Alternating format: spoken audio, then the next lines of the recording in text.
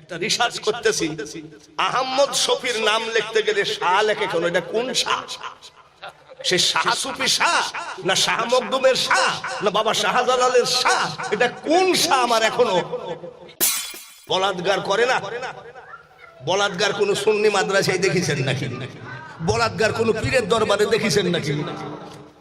বাংলার প্রধানমন্ত্রীকে আমি অনুনয় বিনয় করে বলতে চাই, আপনি ধর্ষণ রোগের যখন ফাঁসির রায় দিবেন তখন তার সাথে আপনি দেখবেন এই কমে মাদ্রাসার ভিতরে শিশু বাচ্চা বলাৎকার হয়, নারীকে জিনা করেছে, ওয়ালা তাকরাবুজ জিনা ইন্নাহু কানা ফাহিশা।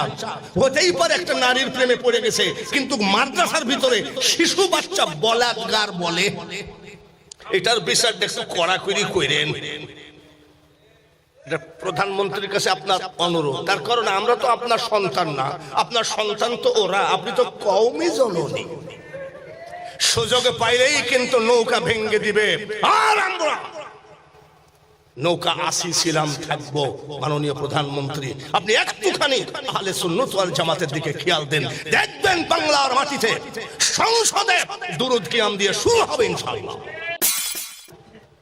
আপনাদের 30 পারা কোরআন মুখস্থ করেছি, আরবি ভাষায় কোরআন নাজেল হয়েছে, তাই যদি চিটাগাঙ্গি ভাষায় নাজেল হতো 76 বছর বয়সে আধ পারা হতো।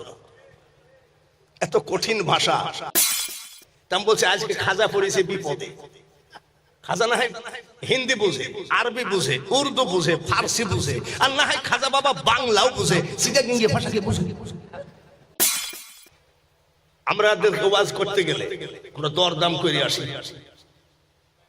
80,000 টাকা তো দিবি, সুন্নি হলে 30,000 কম, আর ওয়াহাবি হলে আরো 1 লাখ দিবি।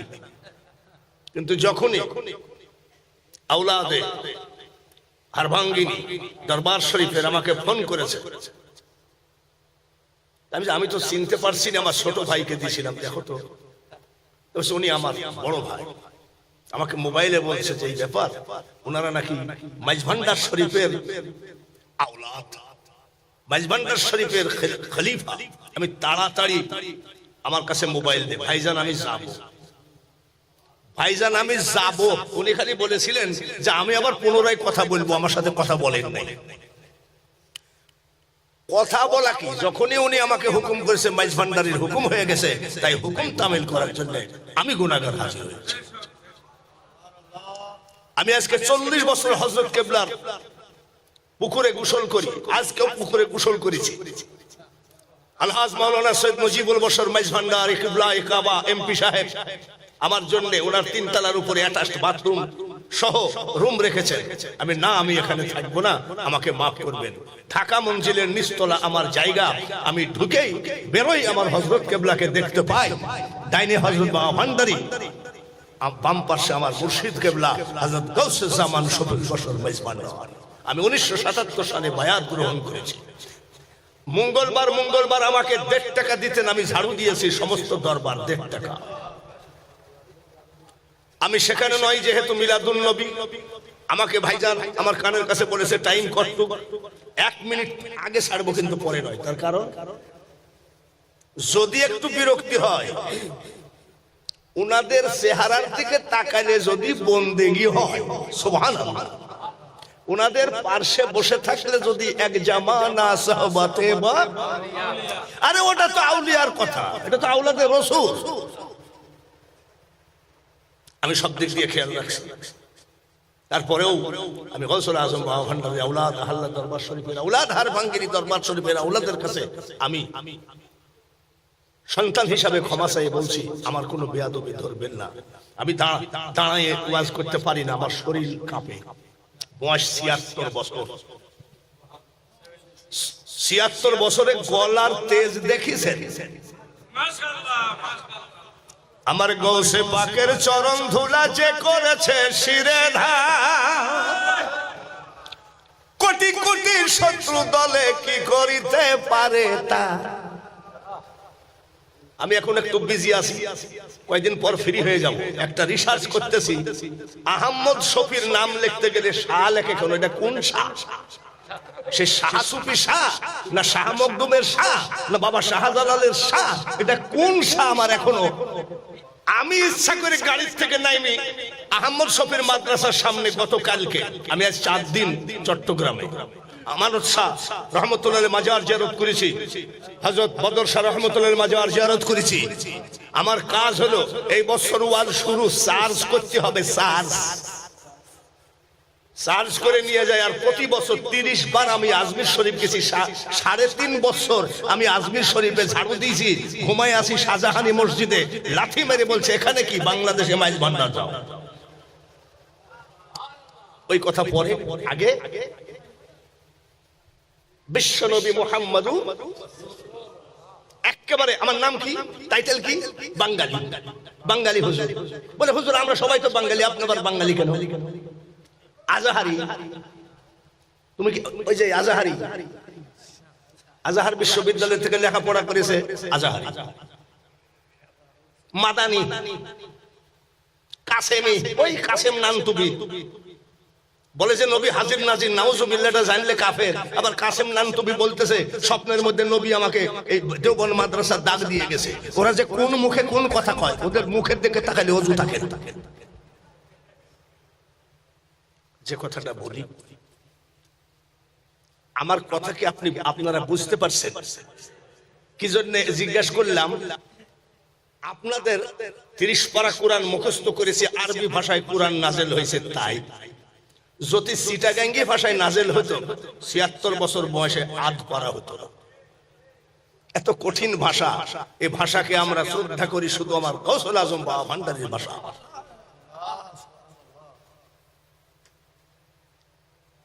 আজমির শরীফে আমরাও গেছি, একটা ছেলে কাঁদতেছে, আমি আর আমার বড় ভাই বসে আছি, ছেলেটা কাঁদতেছে, ও বাজ আনার আর পয়সা করি চিন্তাই হয়ে গে গুই বাজি আই ঘরত কেনে যাই। আমি হাসতেছি, আমার বড় ভাই বলতেছে হাসছিস কেন? আমি বলছি আজকে খাজা পড়েছে বিপদে। খাজা না হয় হিন্দি বুঝে, আরবি বুঝে, উর্দু বুঝে, ফার্সি বুঝে, আর না হয় খাজা বাবা বাংলাও বুঝে, চিটাগাঙ্গি ভাষাকে বুঝে। ও বাজান আর পয়সা করে চিন্তাই হয়ে গেই গুই বাজি আয় ঘরত কেনে যাই। চিটাগাঙ্গি ভাষা বুঝে কিনা খাজা গরিব নওয়াজ? সেটা খুব খেয়ালের সাথে, অল্প কথা ভালো করে বুঝে নেবেন। একটা লোকের একটা রোগ মনে থাকে না। লোকটার রোগ কি ভাই? মনে থাকে। তোর স্ত্রী ডাক দিয়ে বলছে তোমার সাথে বিয়ে করা আমার একটা কপাল পোড়া লোক। আমি বলি কেন? চাউল নাই, ডাল নাই, তরি তরকারি কিছু নাই, তো তুমি বাজার টাজার করবা না? তো বলছে তুমি এইভাবে বলছো কেন? বলো কি কি? আটা নাই, লবণ নাই, কাঁচা ঝাল, শুকনো মরিচ, চাউল, ডাউল। ঠিক আছে ব্যাগ দাও। ব্যাগ বাজারে যাচ্ছে, এমন সময় ঘুরে এসে বলছে বউ তুমি যে এতগুলো কথা বললা আমার তো মনে থাকবে না, আমি কি করব? তো বউটা আবার করেছি কি ম্যাসের কাঠির সাথে সবুজ একটা সুতা বেঁধে দিয়ে বলছে এটা কাঁচা মরিচ। একটা লাল সুতা বেঁধে দিয়ে ম্যাসের কাঠিতে বলছে এটা শুকনা মরিচ। সাদা একটা ফিতা সুতা বেঁধে দিয়ে বলছে এটা লবণ। একটা হলুদ বেঁধে দিয়েছে বলে এটা হলুদ। বলছে বউরে আমার মতন মূর্খ লোককে তোর মতন শিক্ষিত লোক না থাকলে আমি ভাতের অভাবে মরে যেতাম। এখন আর আমার চিন্তা নাই, আমি বাজারে গিয়ে একটা একটা করে দেখে দেখে সব কিনবো। সাদাটা লবণ, লালটা শুকনা মরিচ, সবুজটা কাঁচা মরিচ, এইভাবে চলে গেছে। যাই বউ বলছে বউ আবার আর একটা কথা বলে আবার ফেরত আসলা কেন? বলে তা তো হলো আমার তো কেস একটাই, সেটা কি মনে থাকে না। যে বাজারে তো হাজার হাজার লোক, সেখানে আমি যদি হারায় যাই তাহলে আমি কোনটা চিনবো কেমনে? আল্লাহ এক পাগলের সাথে বিয়ে করে আমার জীবন গেল।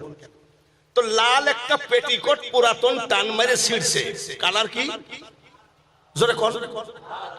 লাল কালারের পেটিকোট লুঙ্গিটা উঠে এখানে বাঁধে দিয়েছে, বাঁধে দিয়ে লুঙ্গি ঢেকে দিয়েছে। তো বউ বলছে যদি হারায় যাও হাজার হাজার লোকের ভিতরে তুমি লাল শালুটা একটু দেখো, তাহলে মনে করবে এটা তুমি। স্বামী খুব খুশি, বউ যে আসলেই তোমার ব্রেন আছে। মাথা কাঠির ম্যাসের কাঠির মাথা দেখে দেখে মার্কেটিং করে আসতেছে, আবার মাঝে মধ্যে দেখে আমি হারাই গেছি দেখি। তাহলে ই আবার কোন পাগল?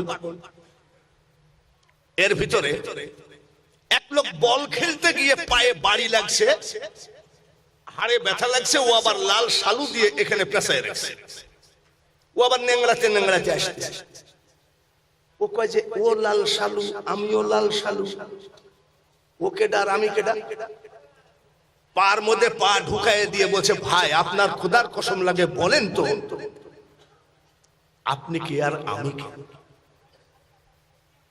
ইন্নাল্লাযীনা ইউবাইউনাকা ইন্নামা ইউবাইউনাল্লাহ ইয়াদুল্লাহু ফাওকা আইদিহিম। আমার আল্লাহ বলেন, আমার হাবিবের হাতে হাত দিয়ে যারা বায়াত, বাইউন, আমাদের দেশে আমরা কই মুরিদ, তো মোল্লারা কয় মুরিদ টুরিদ কোরআনে নাই, আমরা পীর টির কোরআনে পাই নাই। ওরে কানা, তোর জন্মেরই ঠিক নাই। তার কারণ কোরআন তো ইন্না আনজালনাহু কুরআনান আরাবিয়ান লাআল্লাকুম তাকিলুন। কোরআন হলো আরবি ভাষায় নাযিল করেছে, তুই ফারসি আরবির মধ্যে খুঁজিস কেন? আরবি ভাষায় মুরশিদ, ফারসি ভাষায় পীর, বসে মুরিদ নাই। বাইউন, আল্লাহ কি বলে? আমার হাবিবের হাতে হাত দিয়ে যারা বায়াত গ্রহণ করে তারা যেন বিশ্বাস করে ওই হাতের উপরে আমি আল্লাহর হাত। আচ্ছা, এই কথা কি মাইজ ভান্ডারীর কথা, চিশতিয়ার কথা, কাদেরিয়ার কথা, কার কথা? এই মোল্লারা কি এগুলো পড়ে না? হাবিবের হাতে হাত দিয়ে যারা বায়াত গ্রহণ করে তারা যেন বিশ্বাস করে ওই হাতের উপরে আমি আল্লাহর হাত। কাফেররা চারিদিক থেকে পেঁচায়ে ধরেছে, মেরে দিল এক মুষ্টি পাথর। কারোর বুকে লাগে নাই, মাথায় লাগে নাই, মুখে লাগে নাই, পিঠে লাগে নাই, লাগছে সব কোন জায়গায়? সাহাবীরা বলেন, ইয়া রাসূলুল্লাহ, ইয়া হাবিবাল্লাহ, আপনি কি গুনে গুনে তুলেছেন নাকি এই কয়টা? যতগুলো কাফের সবার চোখে লাগলো? বলেন না। আপনি কি চোখে লাগতে বলেছিলেন নাকি? বলে না। বলেন নাই? বলেন না। তাই যদি হয় চোখে লাগলো কেমনে? আমার আল্লাহ কয়, মা রমাইতা ইয রমাইতা ওয়ালাকিন্নাল্লাহ রমা। আমার হাবিবের হাতে পাথর মারেনি রে কানার দল, আমি আল্লাহর হাতে মেরেছি। আমি উদাহরণ দিয়েছি লাল শালুতে, শালুতে আল্লাহকে আর নবীকে নিয়ে রিসার্চ করতে গিয়ে ফকির লালন কয়, আলিফ হে মিম তালেতে আহমদ নাম হই গো তাতে। মিম হরফটি নফি করে, নফি মানে স্টপ করো, বাদ দাও। দেখ না খোদা কারে কয়, বাউল ফকির লালন। আর ক্লাস 8 পাস ছেলে কবি নজরুল কি কয়, আহমদের ওই মিমের পর্দা উঠাইয়া দেখ না ভাই, আহাদ সেথা বিরাজ করে। কিছুটা ইশারাই বুঝে নেওয়া লাগে। মাইজ ভান্ডারী আসতেছে, মাইজ ভান্ডারীর গুণগান আমার এই নাপাক মুখে চলে না। আমার বাবাজান বলতেন, আমার কোন মৃত্যু দিবস আসিবে না ফিরে, আমার কোন মৃত্যু দিবস হবে না। গৌসুজ্জামান শফি বাবা বলতেন। আমি আবার কি হবে না কেন? হবে না। 8ই মাঘ বিদায়, 10ই মাঘ জানাজা, জোরে বলুন ঠিক কিনা? আর ওখানে কি ওরস হয়? তার কারণ সব থেকে আমাদের বড় গৌসুল আজম হযরত কেবলা, তিনার 10ই মাঘ, দুইজন এক হয়ে একই 10ই মাঘ থাকে। ওসিয়া গৌসুল আজম দেলোয়ার হোসেন মাইজ ভান্ডারী কিবলায়ে কাবা 2রা মাঘ মারা গেছে। সেই দিন আমি শফি বাবার সাথে বিক্রমপুর পয়সা গ্রামে ওয়াজ করতেছিলাম। ইয়া নবী সালাম আলাইকা বলতেছে, উনি লাঠি ধরে বসে আছে, কিয়ামের ছন্দ আমরা শেষ করে বসে আছি। নজিবুল বশর মাইজ ভান্ডারী কিবলায়ে কাবা, হাবিবুল বশর মাইজ ভান্ডারী কিবলায়ে কাবা, এইভাবে ধরে নিয়ে গেলেন, দরজা বন্ধ করে দিলেন। সকালবেলায় উঠে বলছে একটা পেপার আনো তো।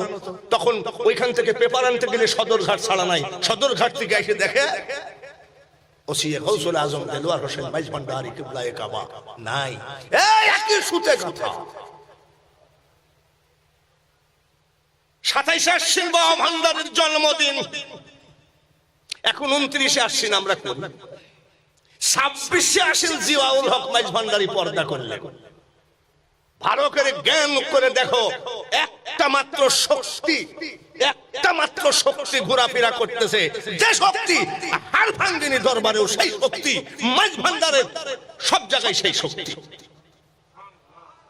মাইজ ভান্ডার সম্পর্কে এখন আমি কিছু কেবল একটা স্যাম্পল দিলাম। এক মোল্লা বলতেছে মাইজ ভান্ডারে কোনো আওলাদে রাসূল নাই। ওরা হলো আগে যে পীর ছিল সে পীর মারা গেছে, এখন যা আছে সব হলো খাদেমের বংশ। কাঠ মোল্লা কোথাকার। এনার ছেলে, এনার বড় ছেলেটা আসছিল, দেখেছেন? কাঠ মোল্লা ভিডিওতে দেখিনিও। মাল বিক্রি করার আগে স্যাম্পল দেখায় না? কি চাউল, মোটা চাল না চিকন চাল, স্যাম্পল দেখায়। মাইজ ভান্ডারে আওলাদে রাসূল কিনা উনার বড় ছেলেকে একটু স্যাম্পল হিসাবে দেখে যা। আর এই যে সব রত্ন বসে আছে, আর তুমি মোল্লা কিউট ক্রিম, তাও আবার ভালো ক্রিম জুটে নাই, ওয়াজের আগে কিউট ক্রিম মাইতেছো, তার মানে যাতে চক চক করে ক্রিম মাইখে। ওইটা আবার তুমি বলো আমার নাম অমুক আব্বাসি, আমার নাম গাবগাছি, তুমি আওলাদে রাসূল দাবি করো। মাইজ ভান্ডার সম্পর্কে কেউ খবরদার যদি কোনো কটূক্তি করেছে, এই পর্যন্ত সব ধ্বংস হয়ে গেছে, বাকিটাও ধ্বংস হয়ে যাবে।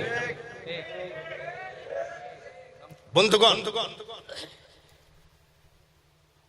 যার কথা এই আমার জুনাইদ বলল, মিজানুর রহমান আজহারি, এত বড় একটা পবিত্র জায়গায় এই নাপাক নামগুলো নেওয়াও ঠিক না। তারপরও আপনাদের অবগত করা লাগে। এই বিয়াদব বাবার বলতেছে মাওলানা আলী নাকি মদ খাচ্ছিল। এই ভাইরা, আজকাল তো চুরি করার কিছু নাই, ইন্টারনেটে সার্চ দিলে তো বের হয়ে যায়। যারা হযরত আলীকে মদখোর বানাইতে পারে তারা আসলে এরা খুব, একজন হিন্দু অন্য জাতি এত বড় বেয়াদবি করবে না। ও হলো একেবারে, ওর টুপি আছে, দাড়ি আছে, জুব্বা আছে, সবই আছে, কোরআনও বলে, কিন্তু আমার মনে হয় লুঙ্গি তুলে দেখলে ওই সব আজাহারির ফাজাহারির ওই জায়গাটা মনে হয় কাটা নাই। তা নাহলে এত বড় কথা বলতে।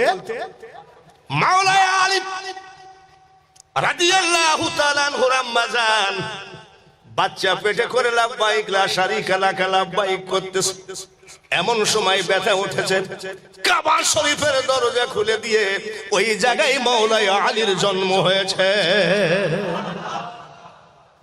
আর সেই মানুষটাকে তুমি কও মদখোর ছিল, কেটে দিবেন। আপনার বউ যদি ওর ভক্ত হয়, অনেক সময় বউরা কিন্তু এক বক্তার ভক্ত হয় আর স্বামীরা হয় আরেক বক্তার ভক্ত। বউ আর স্বামী গন্ডগোল লাগে, জানো? মিজানুর রহমান আজহারি চেহারা কি, আর ইংরেজদের চেহারা তো ওরকম হয়। ইংরেজদের চেহারা ওরকম আমি দেখে আসি, আমি লন্ডন, আয়ারল্যান্ড, স্কটল্যান্ড, আমেরিকা কত জায়গায় গেছি, ইংরেজদের চেহারা ওরকম হয়। কিন্তু ইংরেজদের চেহারা দেখলে ঘৃণা লাগে, এইরকম না, এরকম না। এই চেহারা দেখলে মনে হয় কি, আজ আমরা যখন যখন ওয়াজ করি তখন একটু মাইজ ভান্ডার শরীফ যাওয়া লাগে। ওই যখন ওয়াজ শুরু করি, যেমন হারমোনিয়ামরা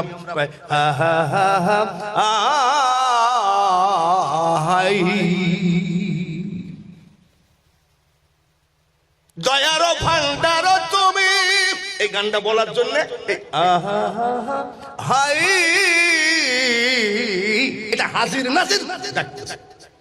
আগে হাজির নাজির করে নেওয়া লাগে, বুঝতে পারছেন? তারপরে কি বলছে? রহমতের খনি তুমি, নিজে গুণে নিও আমায় উদ্ধারি, নৈরাশ করো না বাবা ভান্ডারি।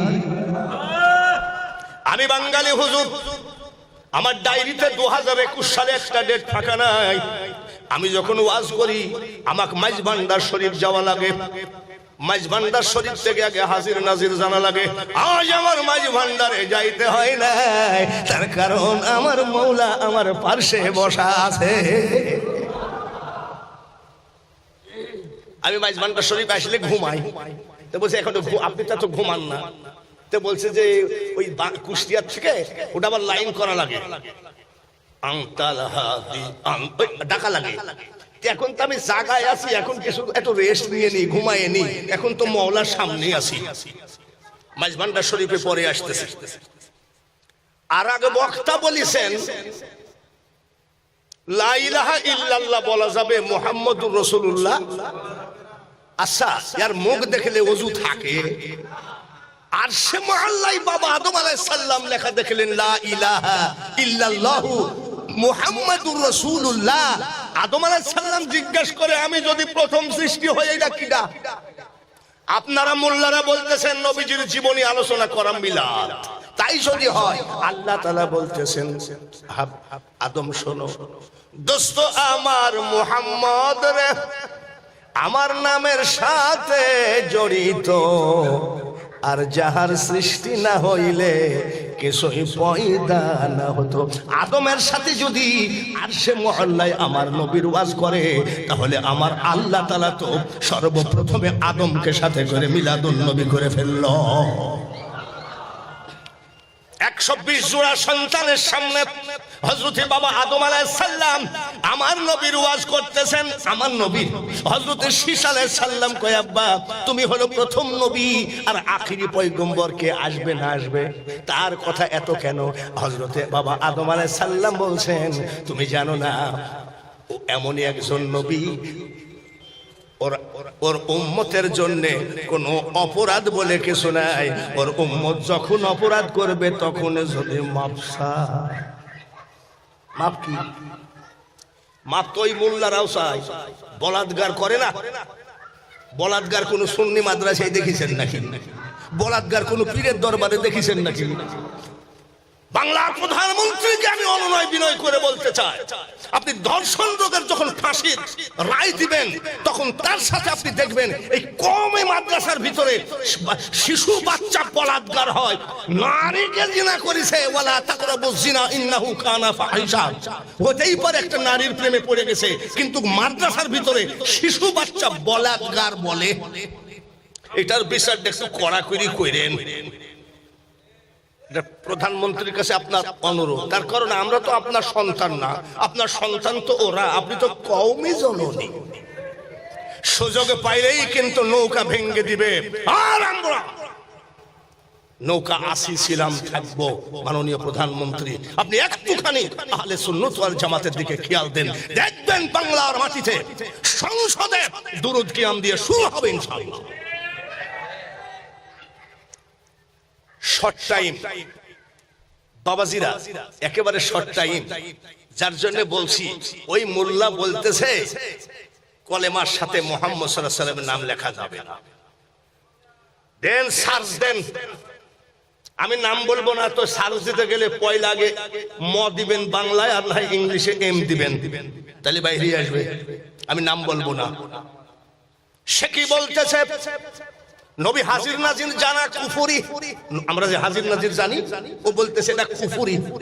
সেই মোল্লা বার বলতেছে, আমি 4খানা কবি নজরুলের ক্যাসেট বের করেছি, মার্কেট পাইলো, লাখ লাখ টাকা আমার উপার্জন হলো।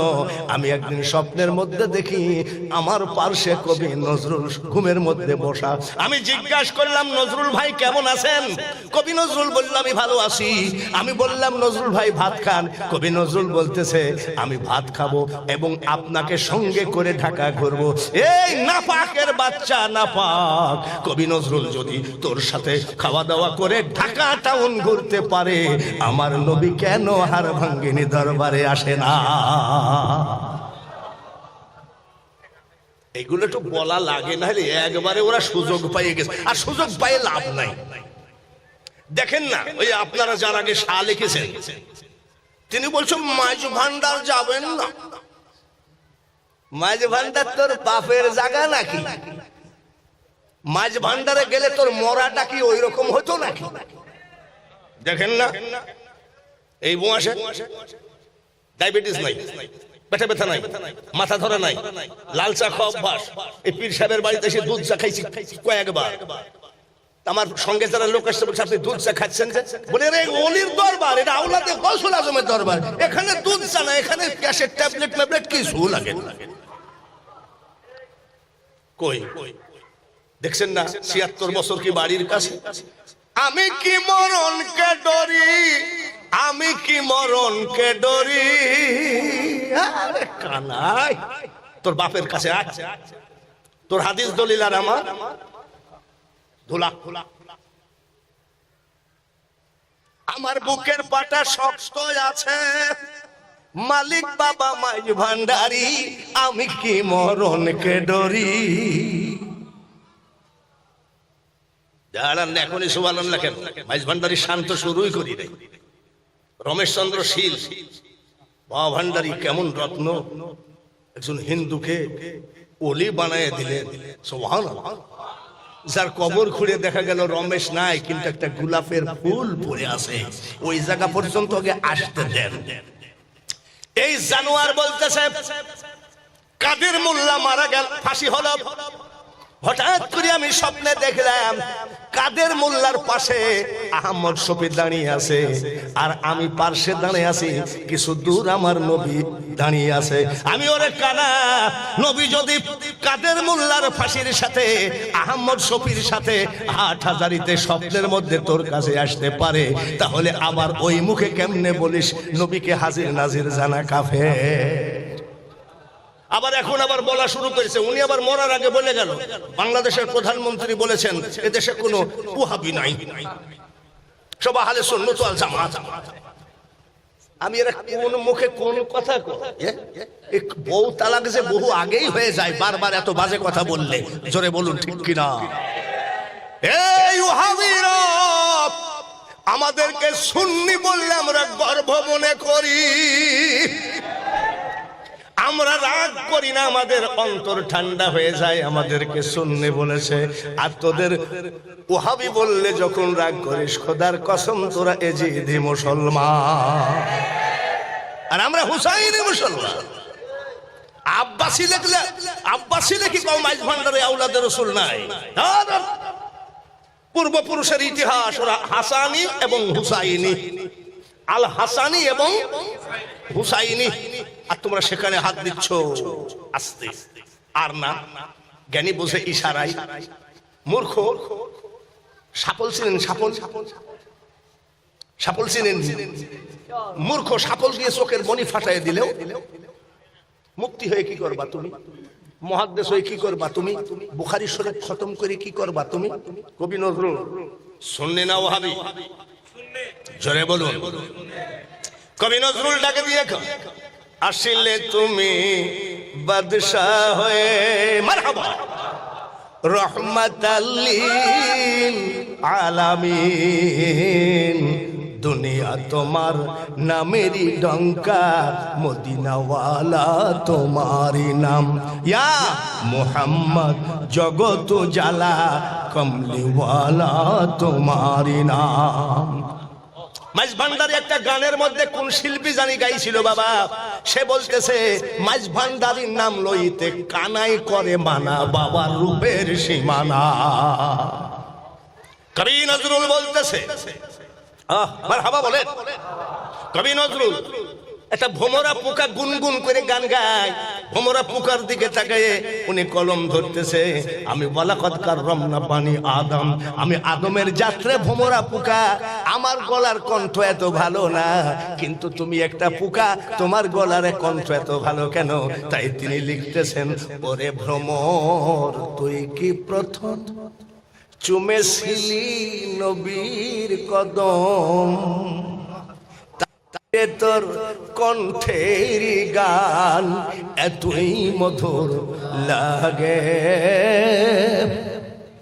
বাবাজি হঠাৎ করে কণ্ঠটা নষ্ট হয়ে গেল আমার, ওয়াজ হলো না।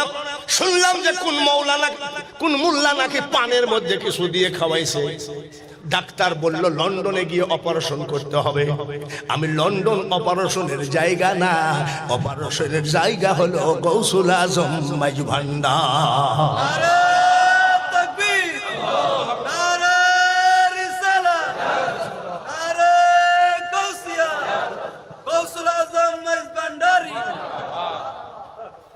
বাবা ভান্ডারের হুজরা শরীফে ঢুকলাম।